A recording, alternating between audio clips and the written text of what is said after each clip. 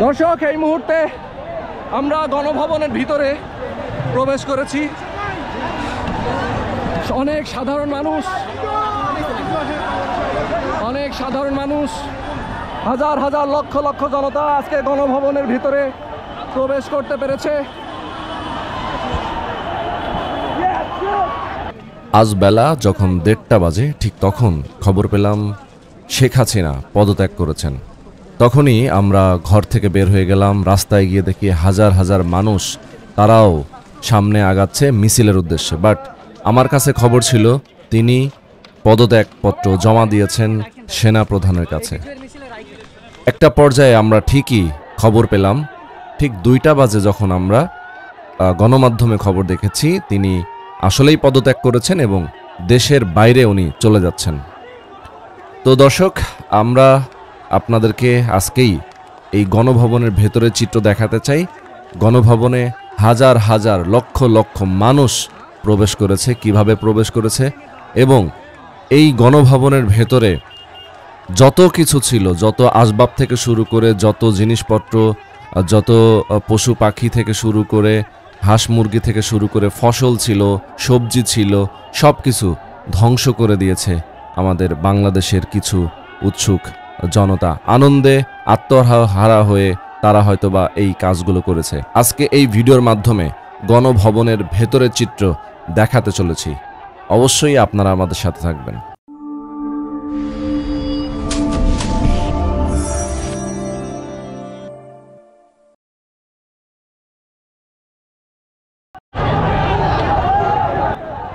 আমরা যখন গণভবনের খুব কাছে মেইন গেট দিয়ে যখন প্রবেশ করব, তখন মেইন গেট এবং এটার যে কাঁটাতারের বেড়া আছে সেটা ভেঙে সবাই ভেতরে প্রবেশ করার জন্য চেষ্টা করছিল এবং অনেকেই ভেতরে প্রবেশও করছিল।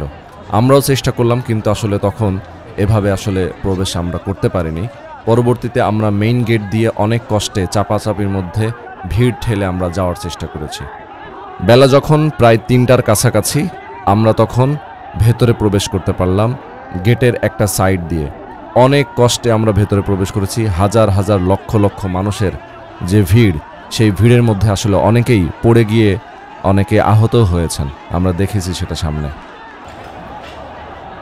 গণভবনের ভেতরে যখন আমরা গেলাম তখন দেখলাম প্রচুর পরিমাণের ভাঙচুর চলছে। উৎসুক জনতা তাদের মনের রাগ মিটাচ্ছে এই সব ভাঙচুরের মাধ্যমে। ভাই, 2টা হাঁস নাকি? ওরে বাপ রে! যে যেভাবে পেরেছে সে সেভাবে তার নিজের জিনিসটা এখান থেকে বুঝে নিয়েছে। গণভবনের ভেতরে প্রচুর পরিমাণ ভাঙচুর চালিয়েছে। কেউ চেয়ার, কেউ টেবিল, কেউ বিভিন্ন ধরনের আসবাবপত্র, ট্রেডমিল থেকে শুরু করে, থালা বাসন থেকে শুরু করে, রান্নাঘরে যত জিনিসপত্র ছিল, ফ্রিজ, ফ্যান, এছাড়াও এখানে কম্পিউটার থেকে শুরু করে যা যা ছিল, যে যার মতো করে এখান থেকে বের করে নিয়ে গেছে ভাঙচুর করে।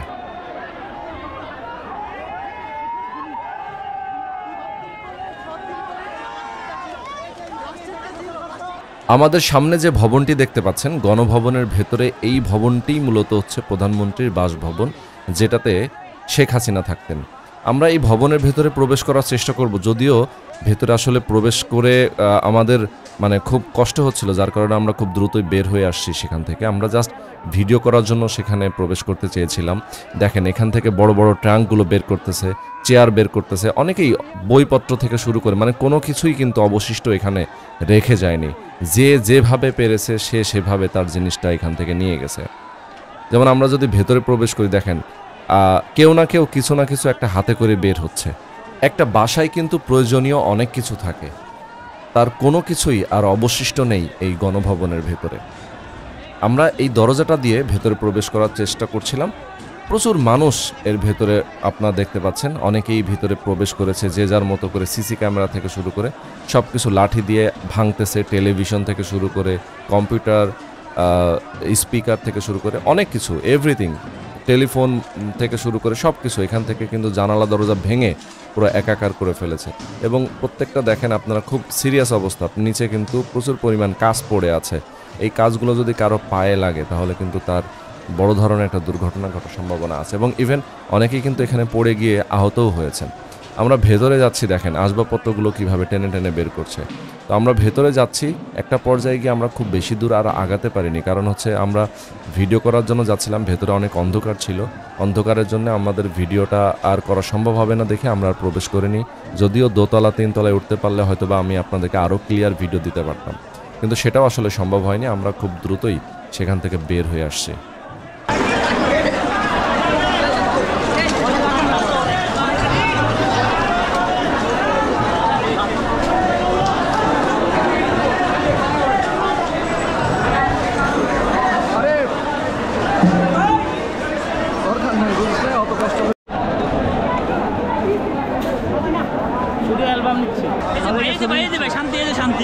শান্তির প্রতীক লয়ে যাইতেছি ভাই, ঠিক আছে? এটা তো বাংলাদেশ শান্তির প্রতীক, সারা জীবন থাকবে, সারা জীবন। কোন বাস থেকে এসে, কোন বাস থেকে? বাস থেকে? হ্যাঁ হ্যাঁ হ্যাঁ।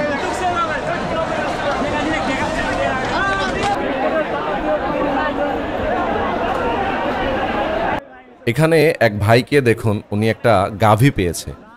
ওনার সাথে আমরা কথা বলারও চেষ্টা করেছি। উনি বলেছেন যে এই গাভীর পেটে নাকি বাচ্চা আছে। উনি এই গাভীটা কোনো একটা এতিমখানায় দিয়ে দিবেন বলে উনি আমাদেরকে বলেছেন। সাবাস সাবাস।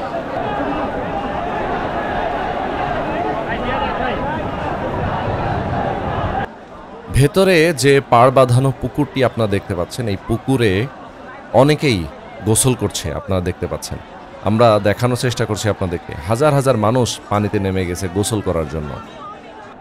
গণভবনের ভেতরে যখন আমরা ঘোরাঘুরি করছিলাম, তখন আমার সাথে আমার বেশ কিছু সাবস্ক্রাইবার এবং ফলোয়ারের সাথেও দেখা হয়ে গেছে এবং তারা আমার সাথে সেলফিও নিচ্ছিল।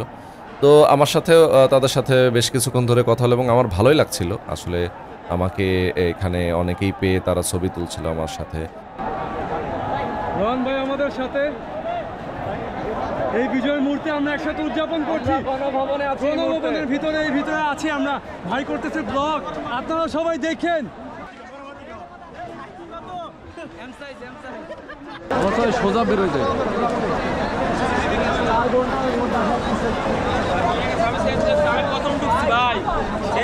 ভাই গেছি ভাই তো ভাঙিয়ে লাগছে। রাস্তা কোন দিক?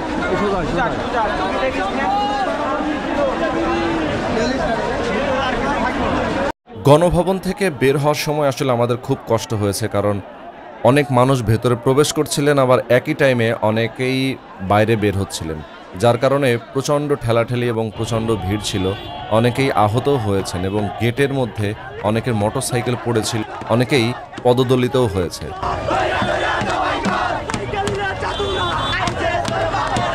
পরিশেষে কিছু কথা না বললেই নয়। গণভবনে আজকে যেভাবে ভাঙচুর হলো এবং যেভাবে লুটপাট হয়েছে, এবং সারা বাংলাদেশে আমরা খবর পাচ্ছি এই ধরনের ভাঙচুর এবং লুটপাটের খবর, অনেক জায়গায় অগ্নিসংযোগ হচ্ছে। আসলে আমরা এটার পক্ষে ছিলাম না, এবং যেহেতু একটা ফ্যাসিবাদী সরকারের বিরুদ্ধে সবাই লড়াই করছিল, সেই আমরাই আবার যদি লুটপাট এভাবে হামলা ভাঙচুর সহিংসতায় আমরা যদি লিপ্ত হই, তাহলে আলটিমেটলি আমাদের দেশের মানুষের যে রুচি, আমাদের দেশের মানুষের যে মনোভাব, সেটা কিন্তু আলটিমেটলি প্রকাশ পায়। আমার মনে হয় আমি সবাইকে আহ্বান করব আমার ব্যক্তিগত জায়গা থেকে, আপনারা শান্ত থাকেন। দাঙ্গা হাঙ্গামা দিয়ে আসলে কোনো কিছুর সমাধান হয় না। হয়তোবা আজকে আমরা এমনটা হতে পারে যে আওয়ামী লীগ অথবা আওয়ামী লীগের যারা রাজনীতি করতো এতদিন, তাদের বাড়িতে আমরা হামলা চালাচ্ছি, তাদের বাড়িতে ভাঙচুর চালাচ্ছি। আসলে এটা কিন্তু আমাদের জন্য এটা খুব একটা সুফল বয়ে আনবে না, বরং আমরা বুঝিয়ে দিতে চাই যে না, আমরা অন্তত ফ্যাসিবাদী না, আমরা অন্তত বাংলাদেশের মানুষ, শিক্ষিত মানুষ এবং আমরা ভদ্র মানুষ। আমরা সবাইকে নিয়ে মিলেমিশে এই বাংলাদেশটাকে আবার ভালো অবস্থানে নিয়ে যেতে পারি। তো চলেন এখন সবাই মিলে আমরা মিষ্টি খাই। আমরা নিজেরাই মিষ্টি কিনতেছি এখন। দোকানদার অনেক বিজি, প্রচুর মিষ্টি বিক্রি হচ্ছে, আমরা নিজেরাই মিষ্টি উঠাচ্ছি। ওই যে ওইটা না কিছু নাকি, মিষ্টির দোকান খালি হয়ে গেছে পুরা। এই যে মিষ্টি কিন্তু নাই, সব খালি হয়ে গেছে। মিষ্টির উৎসব চলতেছে। হ্যাঁ, যা আছে দে থাক, মিষ্টি নেই।